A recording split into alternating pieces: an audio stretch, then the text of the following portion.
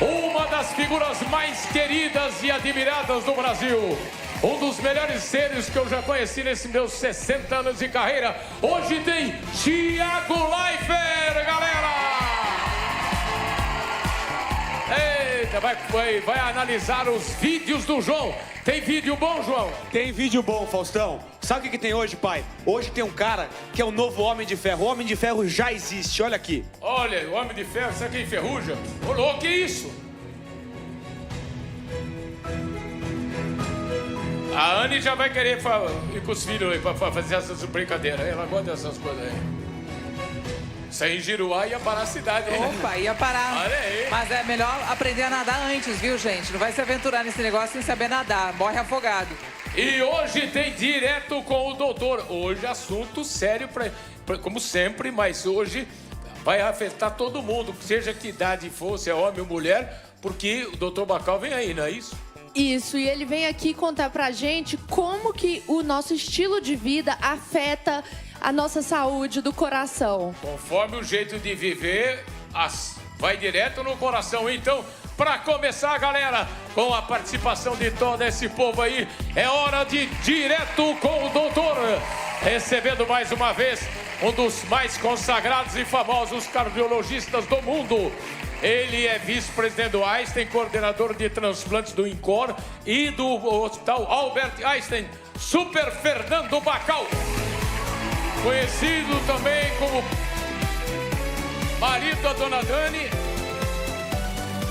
e pai da Débora, nova médica na praça trabalhando, e do Rodrigão, rei de Dubai. Afinal, Fernando, todo mundo está reclamando que nos tempos de hoje a vida está mais agitada, a vida está mais complicada, a gente reclamando de depressão, ansiedade.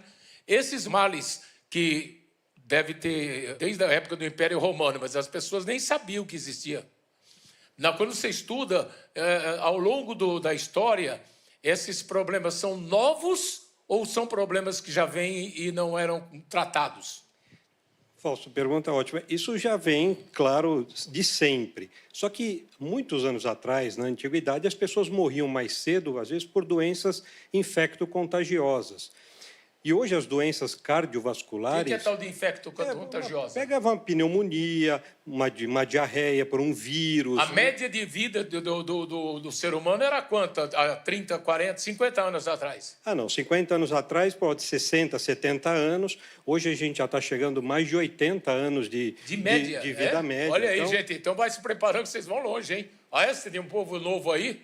Tem muita gente passando do 100, né? Que não era comum. Porque hoje se cuidam mais, tem mais informações para dieta, para exercício, para se cuidar, fazer seus exames de rotina. Informação é fundamental, porque se nós fizermos uma medicina preventiva, nós vamos evitar várias doenças cardiovasculares, as neoplasias, os cânceres também. Então, cuidar da saúde, fazer prevenção é a mensagem do momento. É que na cabeça da galera, prevenção significa que custa muito mais. E é ou não? Não. Coisas simples do dia a dia. Comer melhor, não comer muito, evitar muito açúcar. Comer melhor não significa que vai gastar menos ou mais. Essa pessoa precisa ter de mais dinheiro para comer melhor ou não? Não, é saber escolher melhor, né? Então, evitar fritura, evitar as gorduras, comer mais verduras, mais legumes, alimentos cozidos, mais carnes brancas. Não é que não pode comer carne vermelha, mas não comer todo dia, fazer atividade física, controlar seu peso, evitar ganhar peso, fumar, controlar sua diabetes. Então, hoje, fazendo tudo isso, nós temos uma expectativa de vida muito melhor, com mais qualidade de vida também. E não adianta ficar confiando na genética só. Ou seja, não, porque meu pai foi até 200 anos, minha tia foi até não sei quanto. Não tem que confiar só na genética e vai chutando o pau da barraca. Exatamente. Bebendo, fumando, fazendo tudo que tem. Exatamente. A genética, claro, é importante. Se você tem pai, mãe, irmãos que infartaram ou tiveram derrame ou infarto muito cedo, é um sinal de alerta para você começar a se cuidar mais cedo. Por outro lado, você tem pais longevos que viveram 90, 100 anos, não quer dizer que você não precisa se cuidar. Sim. Tem que estar sempre se cuidando, que pode aparecer doença para você que não tinha, teoricamente, com a sua família, nos seus pais e avós. Esse é um dos mais consagrados cardiologistas do Brasil, Dr. Fernando Bacal, aqui com a gente. Pergunta da galera de todo o Brasil. Daqui a pouco o João e a Carol e a Anne com a galera aí também. Vamos lá.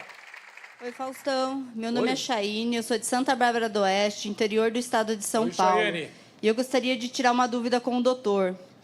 A doença burnout, ela afeta o coração também ou é só uma doença psicológica? O que é essa síndrome É o de... burnout. Burnout. Burnout é aquele esgotamento físico e mental. Que aquela pessoa que fala, cheguei no meu limite, ela está esgotada emocionalmente, fisicamente. Mas isso é porque ela perdeu um parente, perdeu o filho, teve uma tragédia, ou às vezes, ao longo do trabalho, ao longo da vida, uma série de coisas menores, mas vão se acumulando e a pessoa chega a esse nível. Exatamente. Isso é mais frequente ainda. É pior do que um A pessoa está impacto. trabalhando naquela roda viva e vai indo naquela bola de neve e, de repente, está numa situação limite.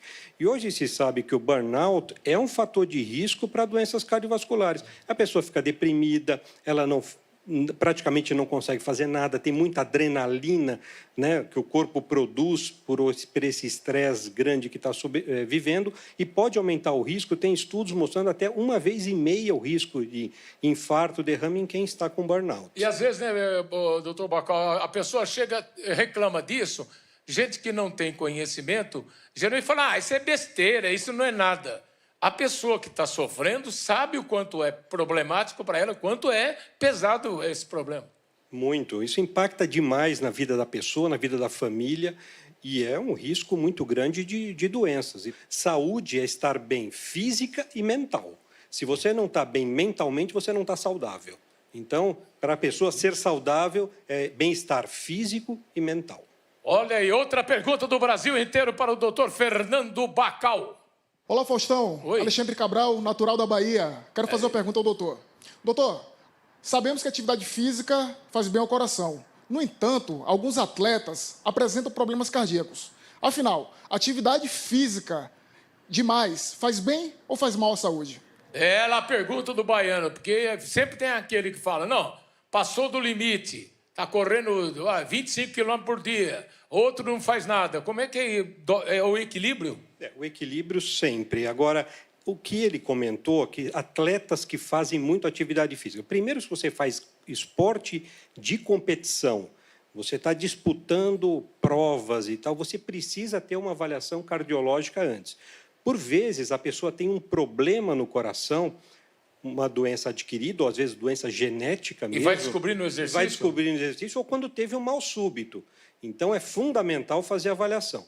Exercício em excesso pode dar contusão, pode sobrecarregar o coração também. Então, saber o limite que a pessoa pode ir. Uma avaliação médica antes, para poder liberar para o exercício. De preferência, fazer exercício sim, mas de uma forma mais moderada. Atletas de competição com uma avaliação mais rigorosa ainda. Direto para o Joãozinho. Onde você está, João? Eu estou aqui com a Ingrid, pai. Queria fazer uma pergunta para o doutor Bacal em relação à genética. Muito bem. Oi, Fala aí, na minha Vivi. casa, na minha família, eu tenho 2 casos de tio e tias terem problema no coração. Inclusive, minha bisavó faleceu de infarto. E eu gostaria de saber se meu histórico familiar influencia alguma coisa na saúde do meu coração. Muito bom. Influencia, sim, você ter pessoas próximas que tiveram problema no coração, é simplesmente o alerta de que você precisa se cuidar, fazer seu check-up e fazer sua rotina. Não quer dizer que você vai ter o problema, mas é um sinal para que você comece a procurar ver tua pressão, ver teu colesterol, ver como é que você está do ponto de vista de atividade física, se você não é diabética, então, e fazer seus exames periódicos. Não Quanto quer dizer mais que bem informada ela estiver da vida dela, melhor para ela e se cuidar. Sem dúvida, e mais precocemente. Direto para você, Carol Mendes. Onde você está aí com quem? Eu tô aqui, Faustão, tô aqui com a Gisele e a pergunta dela é assim, uma pergunta que vai interessar todo mundo do mundo, literalmente. Boa noite, doutor. Eu gostaria de saber se o sono afeta a saúde do coração, até porque o recomendado são 8 horas de sono. Porém, tem pessoas que têm o sono desregulado, então isso afeta de alguma forma?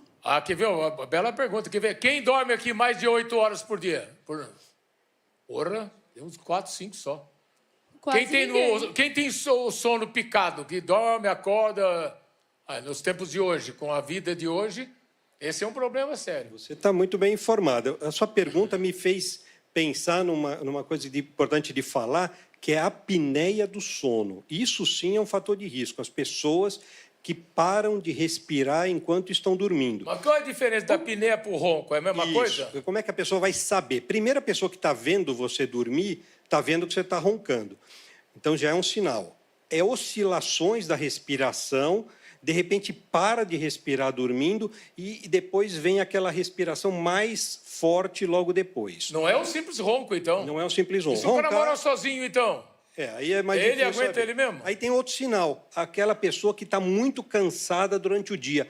Acha que dormiu 8 horas, mas está exausta durante o dia. Encosta num lugarzinho, está dormindo. Isso pode ser porque a qualidade do sono ela é ruim, não foi um sono reparador. E aí precisa fazer o exame para isso e tratar a apneia do sono. Então, dormir bem, dormir 8 horas é o ideal. Com a passada da idade, depois dos 60 anos principalmente, você vai precisando menos horário de sono. Quer dizer, a qualidade do sono não está ligada a dormir mais ou menos? Não. É se o sono você consegue aprofundar o sono a ponto de você repousar mesmo. Quem tem apneia é o sono muito superficial. Está toda hora superficial e acordando, superficial e acordando.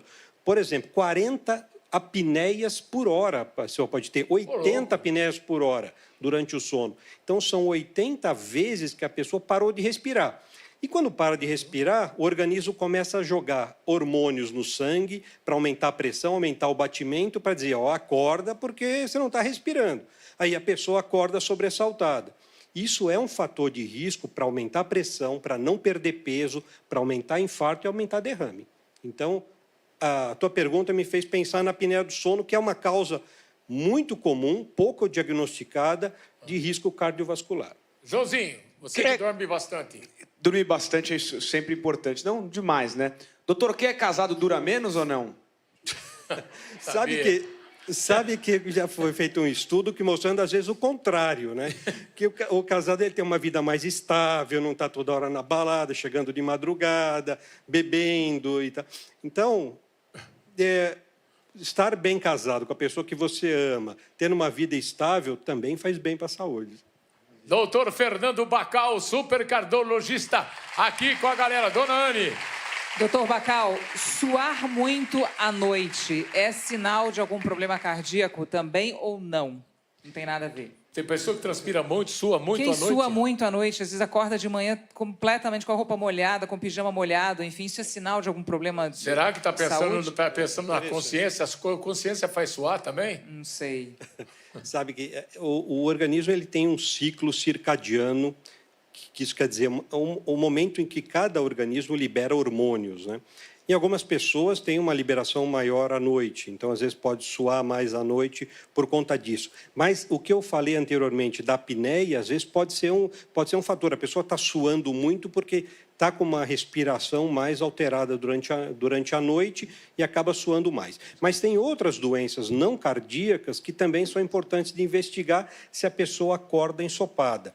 Desde questões hormonais, algumas outras doenças, infecções, às vezes algumas neoplasias também, algum tipo de câncer. A pressão pode subir muito à noite, então pode suar porque a pressão está muito alta. Então precisa fazer uma investigação mesmo. Não é normal que a pessoa acorde encharcada, tendo que trocar lençol toda a noite. Então precisa fazer uma avaliação. Pode ser algo cardiológico ou algo de outro aspecto, ou por vezes é normal naquela pessoa, porque ela sempre suou bastante e vai suar mais à noite porque tem um ciclo circadiano hormonal da própria pessoa. Aqui direto com o doutor, e hoje, mais uma vez, com o doutor Fernando Bacal, que é este eminente cardiologista, já sócio nosso aqui, para trazer informações para a galera. Quem está aí agora? Com você, João? Estou com a dona Eutaíra. Olha aí, dona Eutaíra. Oi, boa noite, doutor Fernando. O meu neto, em 2019, em julho, foi diagnosticado com doença celíaca. E os mesmos sintomas, emagrecimento, uma fadiga extrema e falta de apetite. E ele foi para o Hospital Sabará e descobriram que ele estava com doença celíaca. E também que ele estava com miocardite dilatada. E depois, há 2 anos atrás, ele fez lá com o doutor Marcelo, a equipe do doutor Marcelo Jatene, Fábio, a doutora Estela Zeca, doutor Luiz, ele fez um transplante de coração.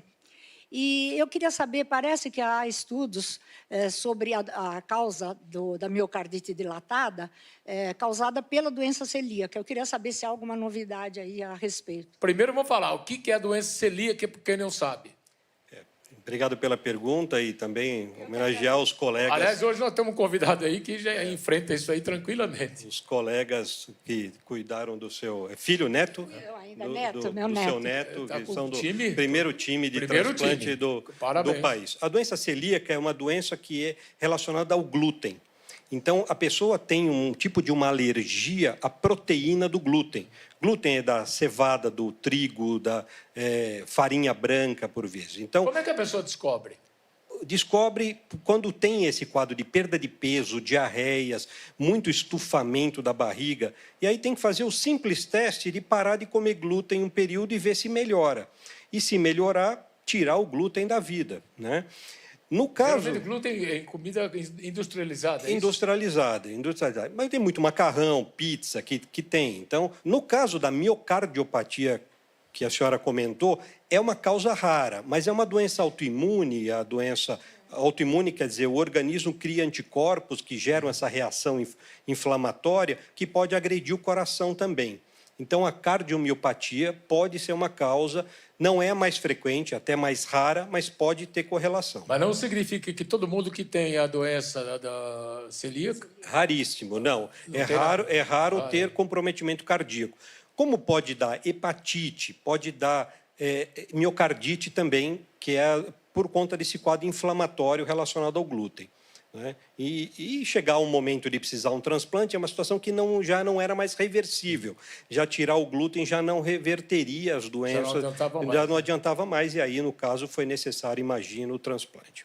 Doutor Fernando Bacal, direto com o doutor, respondendo para a galera de todo o Brasil aqui, ó. Vamos ver o que vem.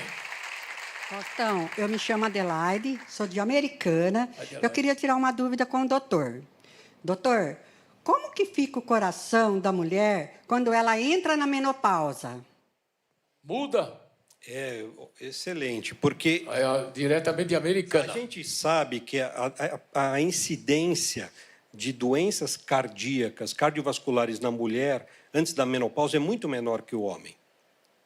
Mas a partir da menopausa, iguala, porque a mulher perde o estrógeno, que é um hormônio que protege o endotélio. O endotélio é a camada que reveste por dentro dos vasos.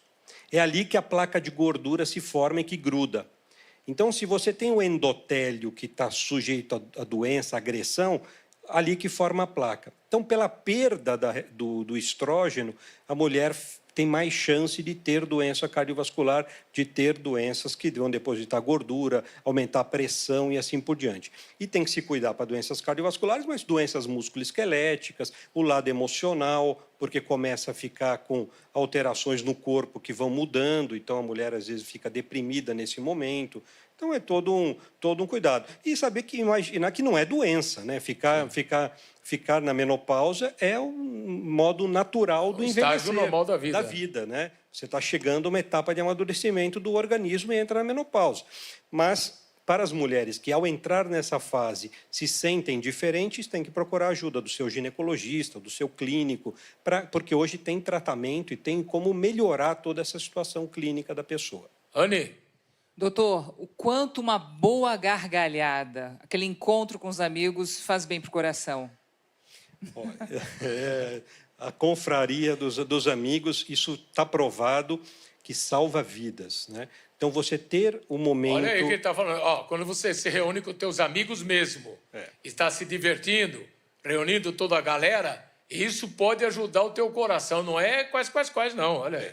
Esse é um estudo da Universidade de Harvard, que é a maior universidade do mundo, que fez esse estudo por mais de 70 anos, acompanhando pessoas, vendo que as pessoas que estavam emocionalmente bem, tinham aqueles relacionamentos saudáveis, relacionamentos afetivos e do convívio dos amigos, as pessoas viviam mais, viviam melhor e conseguiam conviver com os problemas de uma forma melhor também. Significa que a pessoa que é mais introspectiva, que é mais tímida, que é mais recolhida, que é mais tímida, retraída, essa pessoa difícil de fazer amigos, ela tem mais riscos.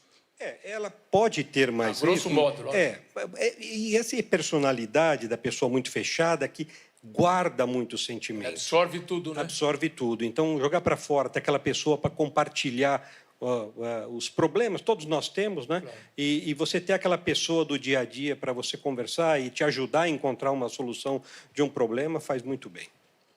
Direto com o doutor Fernando Bacal. Super Carol, e aí? Tô aqui com o Jackson e a pergunta dele entra totalmente dentro do tema que a gente já está falando. Doutor Fernando, coração partido dói? Faz mal para o coração? Olha aí, bela pergunta, garoto. O coração partido de sentimento de amor não correspondido.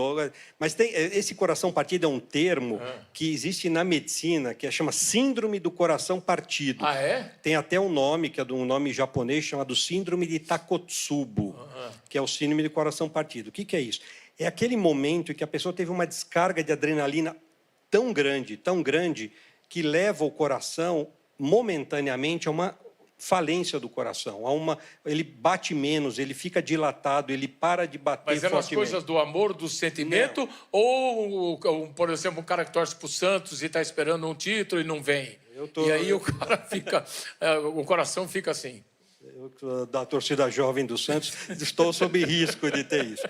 Mas é quando você tem uma grande emoção, às vezes uma perda, um assalto, ou uma situação de que a pessoa está convivendo com aquele grande nível de adrenalina que o corpo produz. Mas no dia de hoje, então, com essa violência toda, a chance é grande. Exato. Porque você tem que cuidar do celular, cuidar da carteira, cuidar do outro, seja no transporte coletivo, seja dentro do carro. Todo mundo vive sobressaltado, né? E a síndrome do coração partido é uma situação extrema dentro dessa agressão ao coração. E também identificar isso tem reversibilidade. Por um lado, o coração entra num momento que ele bate menos, ele fica mais fraco, mas ele pode voltar totalmente ao normal se for feito o tratamento adequado. Doutor Fernando Bacal aqui, direto para a galera, direto com o doutor. Sou o Denis aqui de São Paulo. Oi, Denis. Queria fazer uma pergunta para o doutor. Depois da ponte de Safena, quais cuidados devo tomar? É verdade. O que é a ponte de Safena? O Denis foi interessante. A ponte de Safena é a cirurgia que abre o peito e o cirurgião põe enxertos venosos ou arteriais. Então, você pega a mamária ou a safena, que é uma veia da perna, e faz ligações no coração para o sangue desviar de onde está entupido. É comum essa cirurgia ainda? Menos. Hoje se indica menos porque os estentes, os cateterismos melhoraram muito e hoje nós conseguimos resolver grande parte com cateterismo. Mas ainda a cirurgia se indica bastante. E também uma mensagem em relação ao que ele perguntou, a pessoa fala, já botei as safenas novas, não tenho mais problema. Pelo contrário, tem que continuar se cuidando, porque senão pode entupir as safenas ou pode ter problema em outra artéria que não tinha. Então, agora é o momento da prevenção secundária, não primária. Primária é para quem nunca teve nada, vou fazer check-up e vou me cuidar. Para quem já teve um problema, é uma prevenção secundária. Continuar controlando o colesterol, continuar controlando o peso, fazendo exercício, vendo a questão do diabetes, mesmo em quem já fez ponte de safena. Até uma turma lendo esse negócio do vinho ou da cerveja, uma cerveja, um vinho por dia, que faz bem para o coração, que faz parte da prevenção, justamente. Tudo moderadamente, o álcool em excesso... O rei da balada tem que falar. Não, mas a gente já escutou algumas vezes que uma taça de vinho, um copo de cerveja, faz bem para o coração. Você conhece alguém que toma uma taça de vinho? Não. O cara, quando toma, já toma. Esse que é o problema. O vinho moderadamente previne, porque tem substâncias no vinho que são protetoras daquele endotélio que eu falei, que é a camada que reveste por dentro os vasos. Mas cerveja, cerveja e destilado menos. E, por outro lado, tomar muito álcool é muito calórico. Então, se a pessoa está, por um lado, prevenindo doença cardiovascular, está ganhando peso tomando muito álcool, bebendo muito álcool, porque pode ganhar peso. Né? Tá vendo? E a gente já falou aqui, doutor, dos atletas profissionais, mas e aquele atleta de fim de semana que não se cuida durante a semana e no fim de semana resolve jogar futebol só para depois beber a cervejinha, comer o churrasco com os amigos? é um risco também para a saúde, esse tipo de atleta? Tudo que perde no campo ganha no churrasco. Ganha no churrasco e na cerveja. O domingueiro, né, que nós falamos, é muito perigoso, porque habitualmente a pessoa não se exercita durante a semana, está fora do peso e vai fazer um esporte de competição extenuante, e normalmente em horário de pico de sol.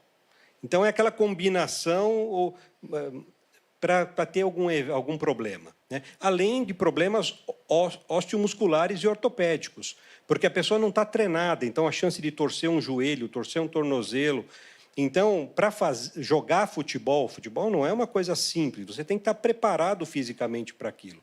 Então, é ótimo ter o momento de domingo com os amigos, mas que tenha um condicionamento cardiovascular e osteomuscular durante a semana para poder fazer os seus esportes com segurança. Doutor Fernando Bacal, mais uma vez, dando uma lição para a galera aqui de informação na linguagem popular, dentro do espírito do Direto com o Doutor. Ele que é vice-presidente do Albert Einstein, coordenador de transplantes também do Albert Einstein e do INCOR, sempre trazendo informação e com as perguntas bem formuladas por essa galera aqui que surpreende até os profissionais, tá vendo? Obrigado, Fernando. Obrigado. Fernando Bacal, Direto com o Doutor, na abertura aqui do programa de hoje, Faustão e a galera da Band. Logo depois dos reclames, uma das figuras mais queridas e versáteis da história da televisão. E que história! Hoje é dia do Pai da Lua. Hoje tem Tiago Leifert, daqui a pouquinho, filho da Leninha e do Gilbertão. Do auditório, João Jorge Saad, fundador do grupo Bandeirantes, especialmente para essa galera aqui: Mauro Naves, Oswaldo Pascoal, Zinho, Djalminha, Zé Elias, Paulo César Vasconcelos, que mais? Vanderlei Ribeiro, J. Júlio, Reinaldo Costa, Joseval Peixoto, Júlio Del Bosque, José Alves de Praga Júnior, os grandes mestres da narração esportiva. Aqui direto pra figuraça. Olha, nesses meus 400 anos de coisa aqui nessa de produção, de produção é do Diego Olivares e da Thalita Gesulo. Agora, nessa minha longa estrada da vida, poucos caras que eu conheci têm um caráter e uma sensibilidade, fora versatilidade. Todo mundo sabe que ele é competente, seja como repórter, como apresentador, como narrador, em todos os sentidos. Mas é um cara de uma fibra fora do normal.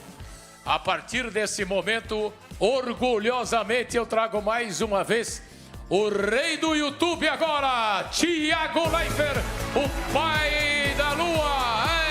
Eita! Aí,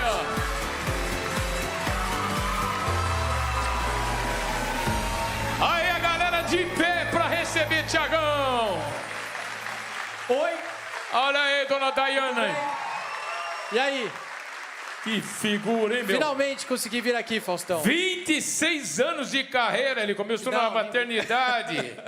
A Leninha fechou o olho e ele saiu correndo. A Marcela que cuidava dele, meu. Tá aí, a Marcela. Foi repórter, editor, apresentador Globo Esporte do BBB. Então, nossa senhora, The Voice. Ô, João, mostra um negócio pra ele aí. Ele veio aqui como doutor. Não foi o doutor Bacal que saiu daqui? Doutor Tiago.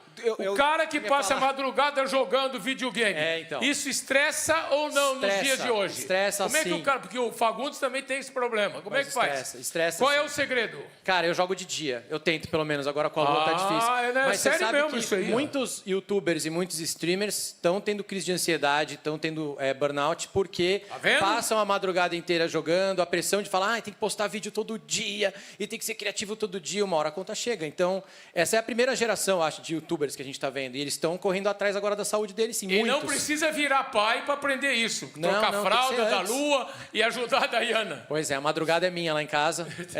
Mas a Lu agora está conseguindo dormir bastante, então melhorou. Mas o começo, a madrugada era minha. Virei muitas madrugadas com ela. Mas passa também, no primeiro ano só. Você, como é que você faz com seus filhos, dona Não Anne? tem muito jeito. Eu sozinha sou eu comigo mesma e Você vai... joga também com eles? Tem que Não, jogar. eu não tenho que jogar. Tem que Só que eu não jogar. sei jogar. Eu aperto todos os botões ao mesmo tempo.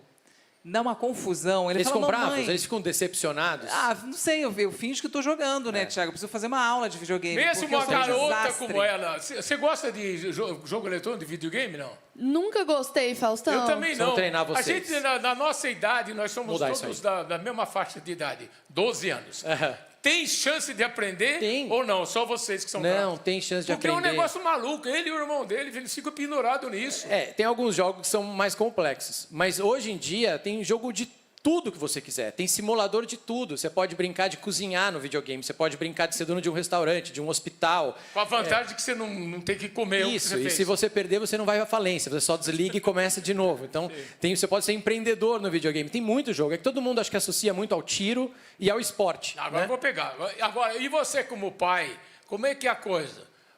Que você queria jogar e a Leninha e o Gilbertão ficavam preocupados Era que um você problema. queria jogar aqueles tiros de matar, aquele negócio. Isso leva a pessoa a ser mais violenta ou não? Qual é não a leva. Eu joguei- tese que você levanta? Você que é craque nisso. Não tem nenhuma evidência sobre isso. Não tem? Não tem nenhuma Porque todo evidência. mundo fala, nenhum ah, não, estudo, esses jogos nada. violentos, Não. a criança fica violenta Eu ou pior. joguei todos, nunca aconteceu nada, não tenho capivara, não tenho ficha criminal. Não Tá vendo, João? Tem Era jogo tudo que você queria ouvir, né, João? Não, Tem um tem- amigo, pode né? jogar, pode jogar. Só que acho que tem que respeitar a faixa etária, Faustão, o limite de idade. O próprio jogo te diz qual é a idade ideal. Então, você está dizendo que é 17 anos? Eu sugiro que respeitem, não tentem jogar antes de 17 anos, exatamente para não correr nenhum risco de ficar muito empolgado com o jogo. Mas não tem nenhuma evidência, não. Eu joguei todos esses. Tem um jogo que chama Angry Birds, que você tem que jogar um passarinho num porco. Nem por isso as crianças saíram jogando o passarinho nos outros, entendeu? E muita gente jogou Angry Birds. Não tem uma relação direta, não tem. Estou rindo do meu exemplo, mas é verdade, pô. Joguei Angry Birds, você jogando passarinho nos outros. Não. Agora, é difícil papai e mãe controlar essa molecada nesse negócio do limite de idade. Da tela, né? Uhum. Esse é tem que olhar. esse é um problema, né? Tem que olhar. Mas dá para botar senha hoje no console, no videogame. Ah, é? Você escolhe. Precisa do cartão de crédito Obrigado para pela dica. Precisa do cartão de crédito para comprar. Isso aí Então é tem um monte de legal coisa. mesmo. Mas tem controles parentais em tudo que é tela e tudo que é videogame. Então dá para fazer. Porque às vezes você não sabe que seu filho está muito agitado, porque ele passou a noite jogando videogame. É lógico que ele... Ninguém dorme. Eu também não. Se eu ficar jogando videogame até meia-noite, minha cabeça demora para desacelerar. Então eu tento parar até um pouquinho antes para conseguir dormir. Mas então sexta, sábado, ok. Mas durante a semana jogar até tarde vai ser difícil de dormir depois, é normal. Quando o cara emenda com a balada, é pior ainda, né? Por que ele está falando isso, João? Eu não sei. Hoje eu trouxe o sim. Thiago para dar conselho pro amigo dele. Tá saindo bastante, pai? Ah, Tá. quinta pra frente começa, De né? quinta pra frente. Tá vendo aí? De quinta você joga videogame, de quinta pra frente mas você sai. sabe, agora- Tá não, mas- saudável. Eu não, deixa eu te não falar. sou um grande exemplo também na minha juventude. Esse não assunto você também fala no meu canal. 3 na área? No 3 na área eu só falo de esporte, Faustão. Ah, tá. Aliás, é uma regra lá, porque eu acho que muitas vezes hoje a gente acaba saindo do esporte, né? Quando a gente está falando e tem tanto assunto acontecendo. Então, uma das premissas do 3 na área é que a gente tenta ao máximo voltar para o esporte. Quando a gente começa a divagar muito, a gente fala, não, vamos voltar para o futebol legal. aqui. Então, A gente tenta. atenção, 3 na área é o maior sucesso do YouTube. Mais um sucesso extraordinário Obrigado, tamo indo na bem, carreira obrigado. desse menino. Que está aqui, afinal de contas, não só para dar conselhos para o João, porque, na verdade, ele está aqui para participar do arquivo pessoal. Histórias do Tiagão. Olha lá. Um dos grandes sucessos da publicidade. Falei que vocês estavam mal Sucesso na TV, no rádio, no Desafio ao Galo. Tem muita história. Tiago Leifert, galera, logo depois dos reclames da Band. A galera aí, ó.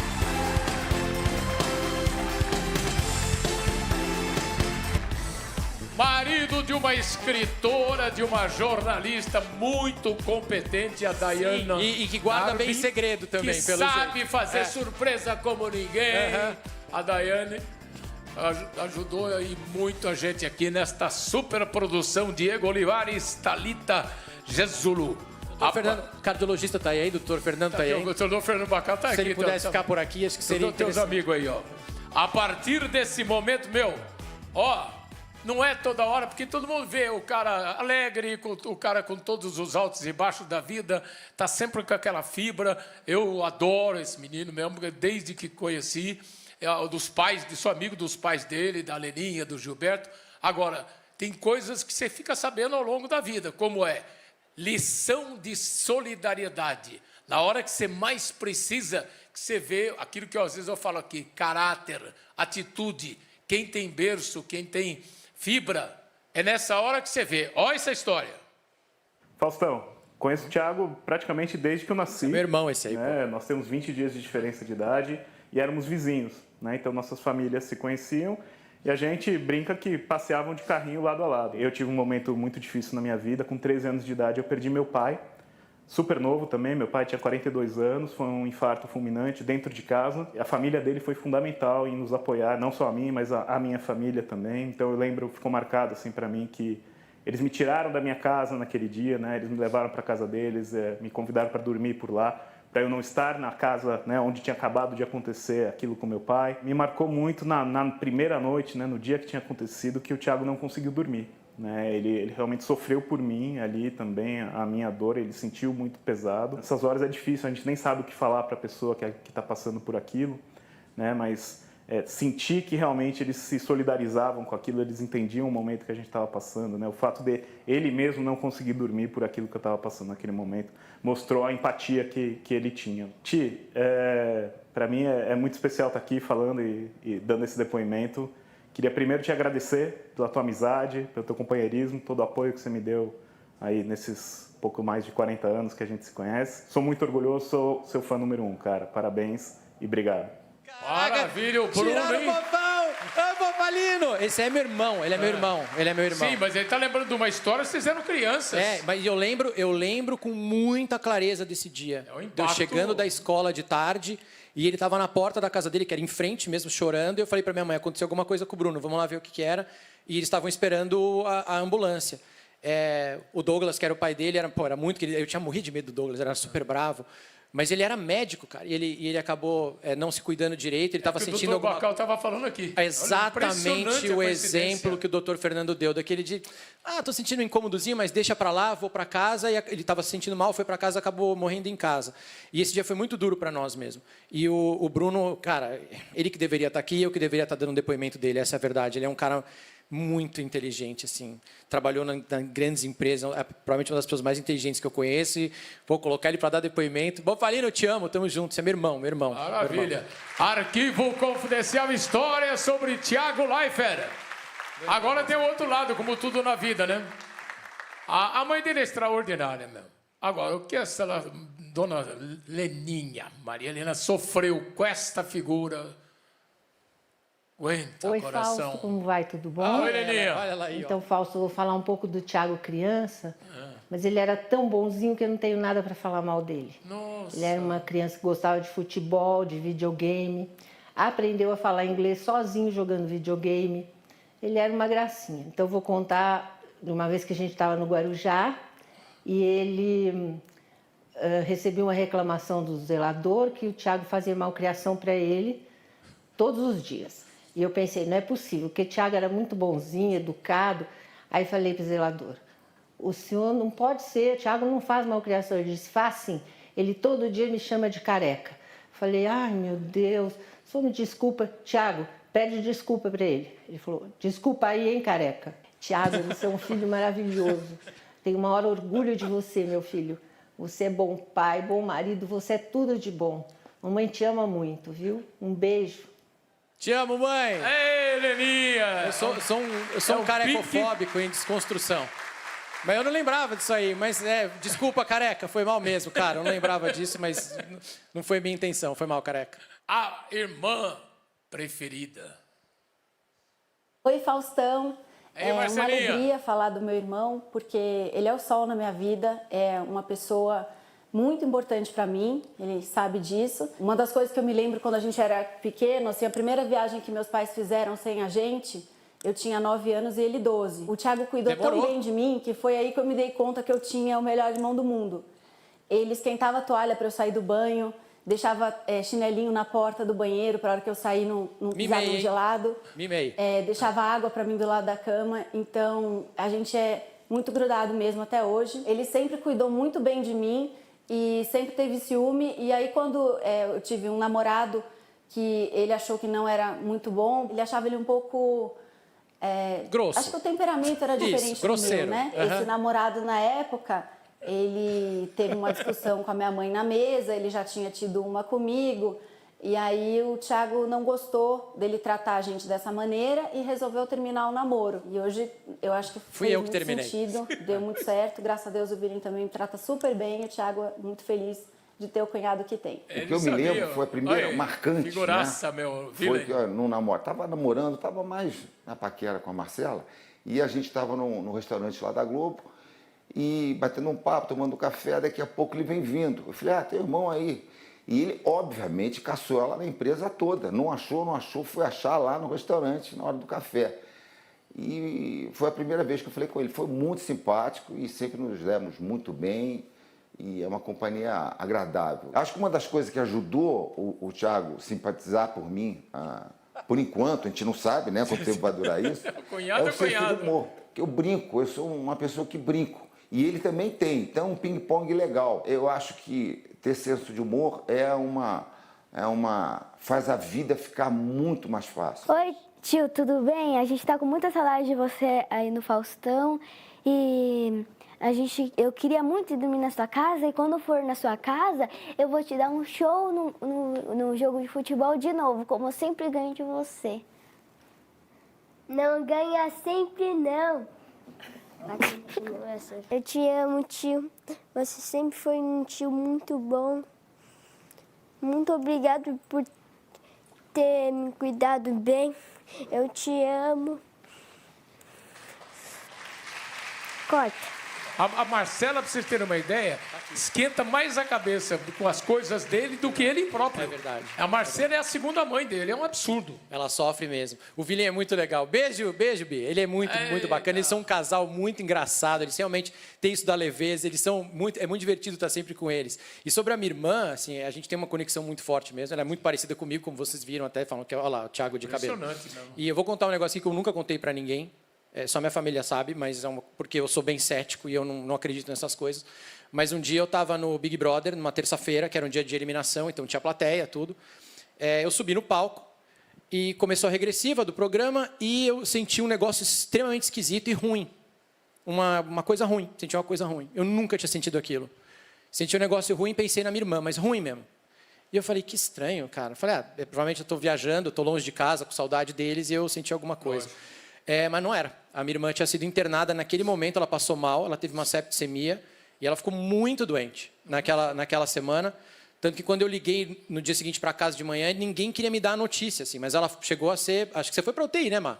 A gente foi, né? A gente vê a Marcela desse jeito. Eu conheci a Marcela sempre assim, a 200 por hora, tipo chefe de excursão, né? Mas tá foi, certo viu? que a Leninha e o Gilbertão, cara, segura os filhos. E ela animada, nunca pensei que ela tivesse passado. E ela é difícil ela ficar doente mesmo.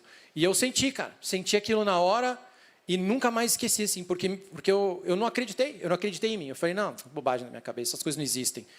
Cara, existem. E eu senti. E graças a Deus está bem, está lá, está ótima. E ela cuida de tudo da minha carreira, da minha vida. Ela que resolve qualquer pedido de entrevista, não sei o que, é tudo ela. Então, quando eu demorei para vir aqui, a culpa é dela.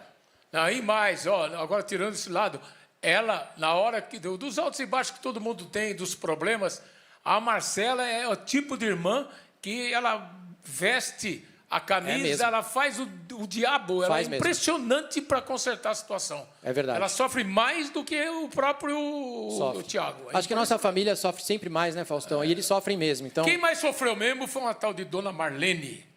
Tinha até uma chance de fazer a dupla. Marlene e Marrento. Olha lá. Eita. Thiago, eu me lembro de você chegando aqui em 1987, primeiro ano. Um menino maravilhoso, educadíssimo, reservado, observador e muito querido. Transitava bem em todos os grupos. Escola. Adorava participar das aulas de educação física, de jogar futebol.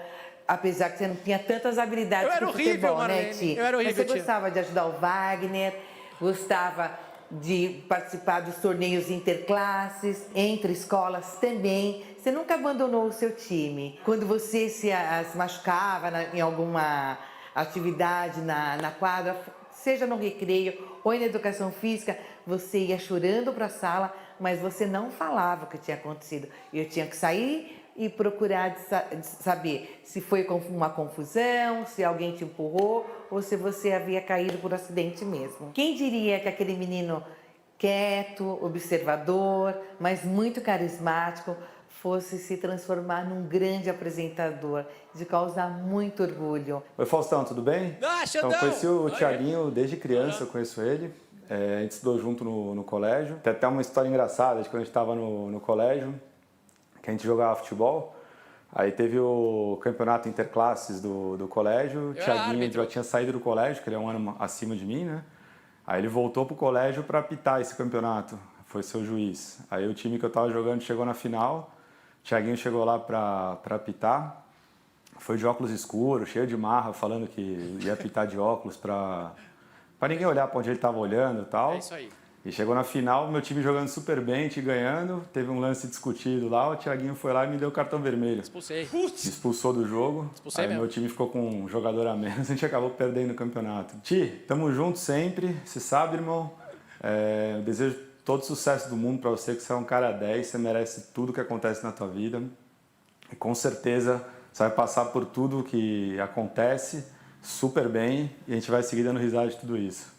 Tamo junto, Valeu. Xandão. Beijo. E a tia Marlene. Olha aí, Cara, ó. eu me emocionei de ver minha escola.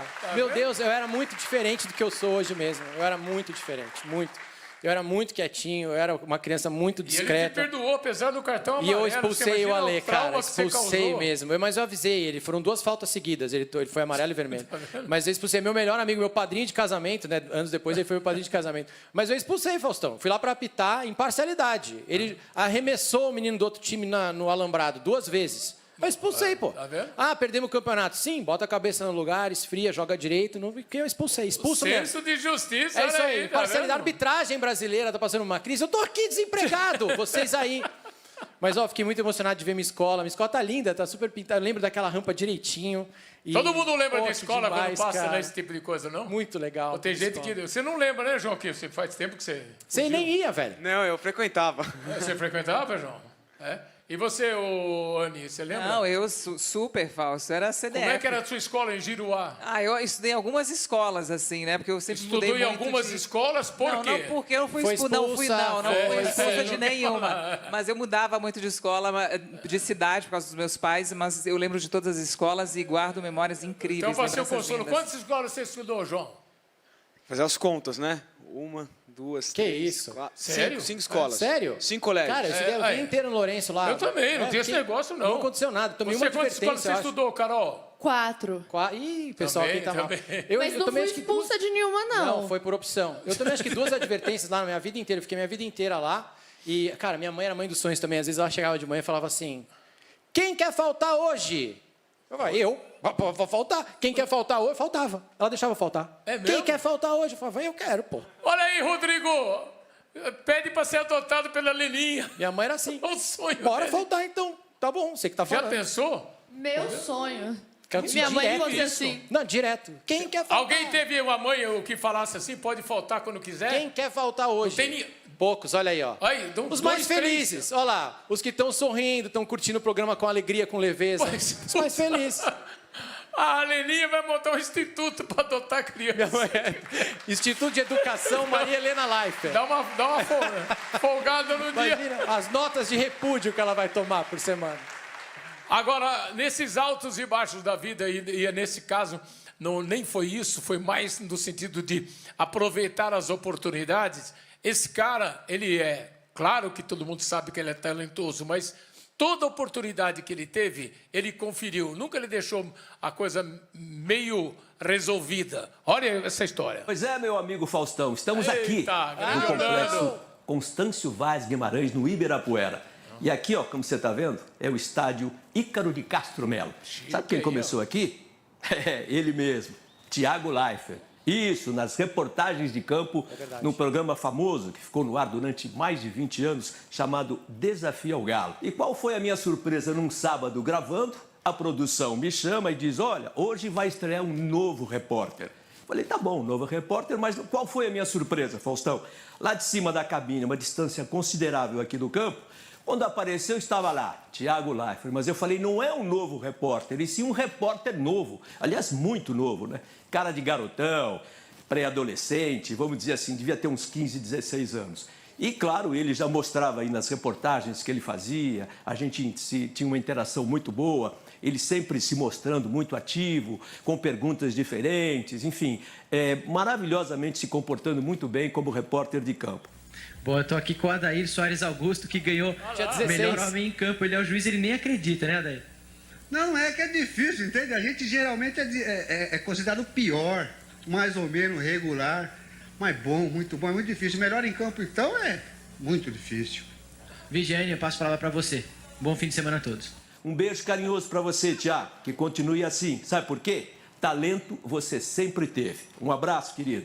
Grande Orlando Vigiane. Beijo, Vigiane. Desafio ao Galo com o Thiago já era chique. Você fez, né? Eu fiz no União dos Operários lá na Marginal, depois da Vila Guilherme. Eu fiz uma vez só em Caieiras, depois foi para esse campinho do Ibirapuera. O Vigiane é um cara muito generoso, Faustão.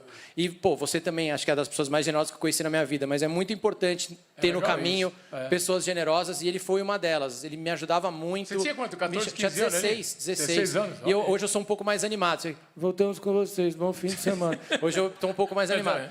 Tá mas vendo? ele era muito legal. Todo mundo começa assim, é isso mesmo. Depois a gente vai depois vai soltando. Ele era muito legal, me ajudou demais e dava moral, chamava, ouvia e ele nunca chegou assim, falou, pô, eu sou um narrador super experiente, tô com um moleque de 16 anos, ai que saco, sabe? Ele nunca foi isso. Ele tratava igual.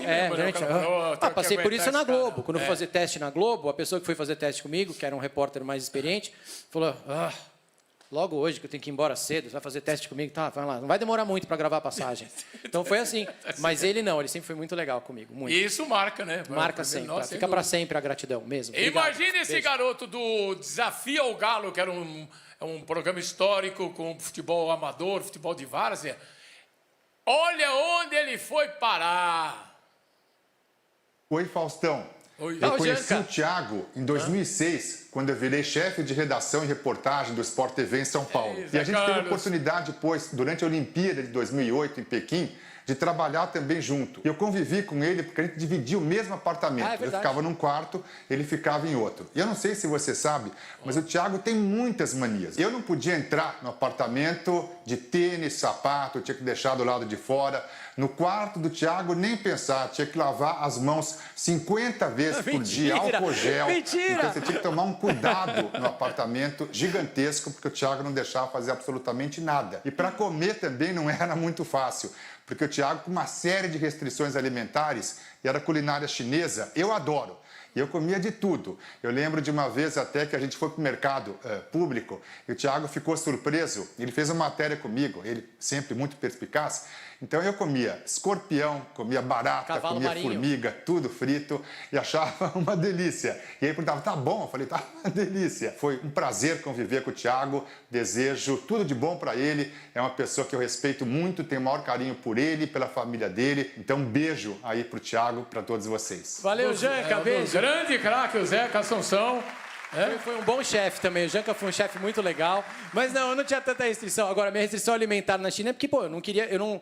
Pato de Pequim. Eu tentei comer, não gostei. Então, minha restrição alimentar mais que não bateu, assim. Eu ia comer sanduíche. Você comeria escorpião frito? Ele comeu. Ah, eu comeria de tudo. Eu gosto de comer, Naquela época que você comia tudo. Mas eu vou te falar, o treinamento do ex-gordo é assim. Quando a gente, eu tinha que comer de tudo no final. Porque, proteína.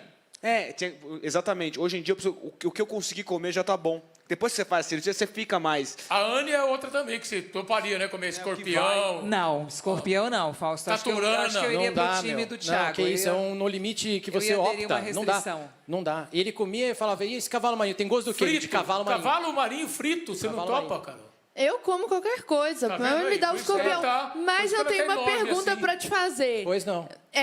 Essas suas manias passaram ou continuam até hoje? Porque minha irmã... Camila, você mesmo. É igualzinha. Ó, a do sapato em casa persiste. Sapato, álcool em gel, todo dia. Ela persiste e piorou durante a pandemia, obviamente. Então agora eles ainda são mais chatos ainda com o sapato na minha casa. Não pode. Tem nada a ver com a Lua. Você Não, já era assim. nunca pôde. Hoje ela A brinca Lua no tem que chão ter e as uns pessoas me dão cuidados razão. Falando, A Daiane também é no cuidadosa, chão." mas não é que nem você. Não, agora me dão razão. Mas eu usava máscara quando eu estava resfriado, muito antes da máscara virar uma coisa habitual nossa. Eu já usava máscara porque eu estava resfriado e não queria passar para ninguém. Ou se tinha alguém resfriado na minha casa, às vezes eu botava máscara para não pegar. Se tem alguém resfriado perto de mim, eu fico apavorado. Às vezes eu estava no Globo Esporte também. Eu estava lá, eu chegava super cedo, eu era o primeiro a chegar. Eu vi o editor chegando lá com um lencinho de papel já, fungando, eu falava, o que você tem? Não, estou resfriado, vai para casa. Não, vai contaminar a equipe inteira, pô. Não, vai pra casa, vai pra casa. Mas vai ficar com um a menos, não tem problema. Melhor um a menos agora do que 5 a menos na semana que vem. Vai pra casa.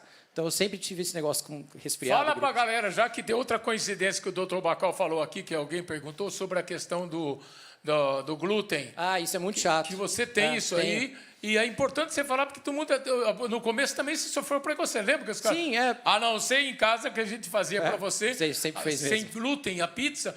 Por quê? As pessoas falam, eu estou com esse problema, não posso comer, tenho essa... Restrição a glúten. Restrição. Né? Aí a pessoa fala assim, não, isso é frescura. Frescura para você. Mas quem tem a doença celíaca passa muito mal quando come glúten, mas mal mesmo. Tem vários tipos de passar mal, mas passa mal, fica doente. E o excesso, se você continuar bombardeando o seu corpo, você pode desenvolver um câncer de intestino. É super perigoso. Sim. Porque é uma irritação, né? Então, é uma doença muito chata, assim. Ela é uma doença mais de hábito, então você tem que tirar o glúten da sua vida, tem que tomar cuidado, chega no restaurante, você interroga o maître, o chefe, para ver o que tem nisso aí, esse molho aí, esse não sei o quê. Então, muitas vezes, eu sou a pessoa que vai dar arroz, bife e batata. Porque às vezes o cara pode falar, não, eu faço o macarrão sem glúten, mas tá o molho, tem outras água, coisas. Se você usou a água para fazer um macarrão com glúten e botou o macarrão sem, eu vou ficar doente. Se você fritou a batata no mesmo óleo do empanado, eu vou ficar doente. Então, tem que tomar, é muito chato e tira o improviso. Então, aquele negócio, não, eu como um sanduichinho, não dá mais. Não, eu como um negocinho no aeroporto, depois eu vou. Não posso mais. É muito chato. Ele enche o saco. Mas tem muita gente com esse tipo de problema, mas tem que se adaptar. Teve de tudo até agora, né? Todo tipo de história. Agora, prepare o seu coração. Oi, Faustão. Você tá bom? Gilbertão. Prazer em estar aqui com você hoje. Maravilha, esse cara. Pois é, o Thiago gostava de jornalismo e eu acredito que eu possa ter contribuído, porque eu também sempre tive uma ligação muito forte com essa profissão. Ele tinha, acho que, 2 anos, durante a Guerra das Malvinas, quando ia começar o bloco sobre a guerra no Jornal Nacional, e o Thiago gritava, com 2 anos, pai, Malvinas! Então ele já mostrava gosto pelo jornalismo, tinha 2 anos da ocasião. Do que se ouvi dizer é que é muito fácil fazer sucesso na televisão quem tem pai, mãe, pistolão no ambiente profissional. Só que a história não é exatamente assim. Porque o julgamento das pessoas, dos telespectadores, da direção, dos anunciantes é implacável. Não é possível manter no ar uma pessoa que não tenha talento, que não tenha capacidade para realizar ao vivo, ou que não tenha jogo de cintura, presença de espírito. O Thiago me enche de orgulho. Ele foi muito mais longe do que eu na trajetória. Eu vejo essas qualidades e esse sucesso que são motivo de orgulho e considero ele, inclusive, um exemplo de profissional. Quando ele era pequeno, eu o ensinei a rezar, a ser um bom filho, um bom marido, um homem de bem. E ele fez tudo isso. Amém. E muito mais. Um beijo, meu filho. Beijo, pai. Esse cara é uma das figuras mais emblemáticas da história da televisão, pela correção, pelo caráter. Eu tive a honra de trabalhar com ele, sou amigo pessoal dele. E que deu ao lado da propaganda ética, ele sempre lutou por isso. Gilberto Leifert tem que ter muito orgulho dos filhos mesmo, tanto da Marcela quanto do Tiagão. E a gente dele, porque ele foi muito humilde ali. Meu pai é um dos nomes mais importantes da história da propaganda brasileira. Isso não é opinião do filho, não. Isso é fato. Está nas revistas. Se você perguntar para o mercado publicitário, eles vão falar para você da importância que meu pai teve. E ele foi muito importante ter o meu pai na minha vida, né? Não só do pessoal, de tudo que ele me educou, mas ele sempre foi uma pessoa que conversou muito comigo sobre assuntos muito avançados para uma criança ou um adolescente. Fora Então, a serenidade e lucidez dele, que isso, são absurdas. a ética na propaganda. Então, quando eu saí do esporte, fui para o entretenimento, comecei a assinar meus primeiros contratos de publicidade, eu já tinha um norte muito claro, porque eu tive isso com meu pai lá perto de mim, me ensinando essas coisas. Meu pai é um cara muito honesto. Meu pai é um cara que... Teve uma vez que, eu não sei se vocês lembram disso, no Tropa de Elite, quando saiu Tropa de Elite, que todo mundo hackeou, todo mundo queimou um DVD e assistiu em casa, todo mundo. E chegou o DVD na nossa casa também. E a gente assistiu, e meu pai me fez ir até o shopping, comprar 4 ingressos e rasgar. Ele falou, tudo bem, a gente vai assistir aqui, pirateado, mas você vai até o shopping, você compra 4 ingressos e não usa. Eu falei, tá bom. Aí eu fui até o shopping, comprei 4 ingressos de cinema e rasguei. Isso é meu pai, isso é a cabeça dele. Então é um cara que foi muito importante na minha vida, na propaganda brasileira e... o velho falando na televisão, velho. De uma simples atitude que você vê o caráter da pessoa.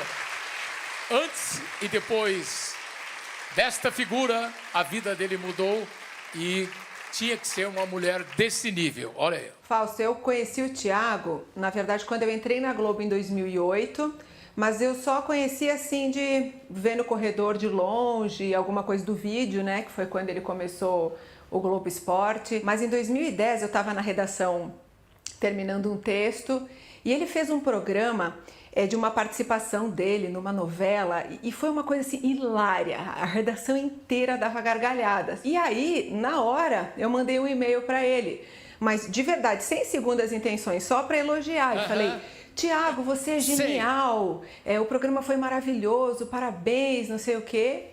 E aí ele respondeu o e-mail assim, Daiana Garbim, você sabe que eu existo? Aí eu falei... Trabalhando, né?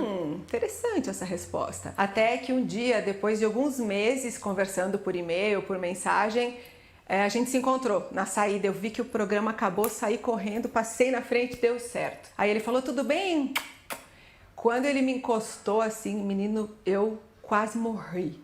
Eu fiquei toda vermelha, não sabia o que falar, o meu coração começou a disparar. Acontece assim. sempre Aí comigo. Eu pensei, meu Deus do céu, eu tô apaixonada por esse menino, nunca nem encostei nele, como assim? O Thiago sempre quis ser pai, né? Ele sempre falava e foi muito emocionante, assim.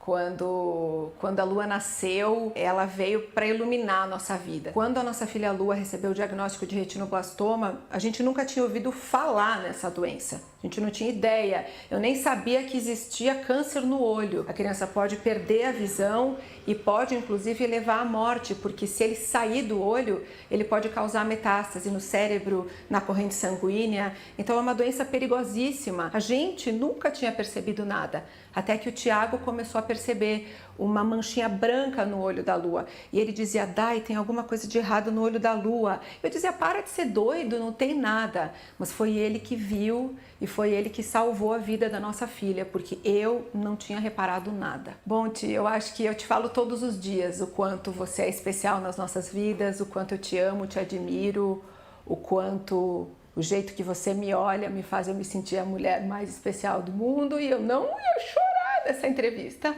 E obrigada por tudo, obrigada por estar do meu lado nesse momento tão difícil. E ele vai me matar que eu tô chorando. Beijo, tchau.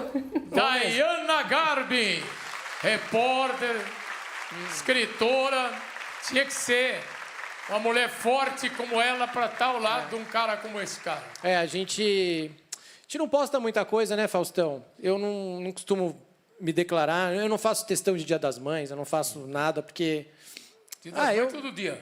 Eu acredito também que se eu tenho alguma coisa para dizer para as pessoas da minha vida, eu falo para elas. Eu não preciso falar para ninguém, eu falo para elas, eu ligo para elas, eu tô com elas. Se eu quiser dizer eu te amo, eu falo para a pessoa. Não preciso ficar fazendo um textão dizendo que eu amo. Fazer marketing. Eu falo para a pessoa, né? Então a gente se expõe, acho que, muito pouco. Mas ela é, sim, uma pessoa muito importante na minha vida. Muito, muito. Ela mudou muito a minha vida. E é uma coisa... Então, agora vou falar um pouco da minha intimidade. A nossa declaração de amor é falar, ainda bem que é você. E sempre foi assim, mesmo antes do diagnóstico da minha filha, sabe? Falar, ainda bem que é você. E hoje, que a gente está passando por um momento muito duro, que vocês não têm ideia do quanto é difícil aquilo... Imagina. Ainda bem que é ela, Faustão. Ainda bem que ela é a mãe da Lua. Graças a Deus ela é mãe da Lua. Graças a Deus a Lua tem ela, porque ela é uma mãe E ela era aquela que falava assim pra mim, eu não vou ter filho, hein? Eu não quero ter filho, hein? Não, você quer ser pai? Não vai ser comigo, hein? E eu falava, não, beleza, tá bom, vamos deixar, vamos casar, tá bom, depois a gente vê. E hoje, se a gente pudesse, se desse tempo, agora que eu tô com 43 anos, a gente tinha mais 20, sabe? Olha aí. E mesmo com tudo que a gente está passando, se a gente pudesse, a gente tinha mais 30 filhos, não interessa. Foi a melhor coisa do mundo e estar com ela. Ela é uma mãe muito legal.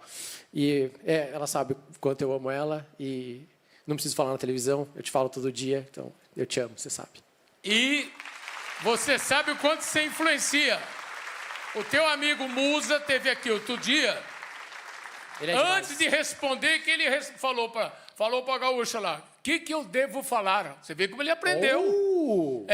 Aí. O Musa conhece segredos da família tanto quanto você também. E tá vendo? Então, o Musa pediu autorização, né? Pediu autorização para falar. O que eu posso falar? Pediu autorização diretamente. É assim, Olha, tá vendo? Casar com mulher forte, olha lá. Sério mesmo? É mesmo? Aconteceu isso? E eu avisei pra ele. Falei, putz, trabalhando junto, ela já manda, imagina namorando. Eu falei, avisei. Eu contei. Gosto muito dele também, tá? Você viu que melhoraram bem a tua imagem. Aqui no Arquivo Pessoal, a galera conheceu um pouco mais porque ele é tão querido, tão admirado, tão idolatrado. Para quem conhece como profissional e principalmente a gente que tem a honra, o privilégio de conviver com ele, com a Dayana, com a Marcela, com o Willem, com o Gilbertão e a Super Leninha. Tiago Leifert, o pai da lua. Obrigado. Aí, ó. O rei do YouTube. Falta muito ainda. 3 na área. Muito obrigado. Tiagão. Obrigado. Beijo, obrigado pela homenagem. Obrigado mesmo, valeu. Aqui direto pra vitrine do Faustão, aqui, ó, com os livros pra galera aqui. Vamos lá, dona Anne Lotterman, ó. Mulheres que se amam, esse livro aí que você vem falando bastante da galera que mexe com a autoestima da mulher. Exatamente. Olha aqui esse livro, gente. Que a Natália Garcia mandou pra nós. Elas transformaram suas vidas quando decidiram se amar e confiar em si mesmas. 30 mulheres contam as histórias delas aqui, de superação e de como elas conseguiram superar os desafios da vida e voltar a ter o amor próprio que tanta mulher busca. Falar em mulher forte, ó, aqui, ó. Dayana Garbin, jornalista, escritora. Senhora Tiago Leifert, olha aí, a vida perfeita não existe. Encontrando a coragem para aceitar nossos sentimentos mais dolorosos e mudar de atitude em relação à vida. Ela é realmente especial, a Dayana. Esse livro é imperdível. Aqui, um dos mais brilhantes juristas da história do Brasil, Ives Gandra da Silva Martins, o professor. Reflexões sobre a vida. São livros que você não pode perder. Mário Sérgio Cortella, sucesso em Portugal, além do Brasil, é claro, na Espanha, 2.000 pessoas. Nós vamos mostrar aqui brevemente o sucesso do Mário Sérgio Cortella, o grande filósofo, palestrante, em Portugal. Uma palestra com 2.000 pessoas, é brincadeira? Ser humano é ser junto. Aqui por uma vida sem preconceito e com diversidade. Já tem uma do Gilberto Leifert, Faustão. Gilbertão, que eu estava falando aqui, ó. São 186 histórias que tem nesse livro, Faustão. Te contei essa? Eu tô nesse livro aí. Gilberto Leifert, um dos mais importantes homens da publicidade. Seja você aluno profissional de publicidade ou não, aluno, seja você da comunicação ou um cara que está interessado em boas histórias, é muito competente o Gilberto Leifert com esse livro, né? Te contei essa, tá vendo? Aqui agradecendo a sua audiência, a sua paciência, encerrando mais um Faustão e a time da Band. Agradecendo essa super galera. Amanhã tem mais.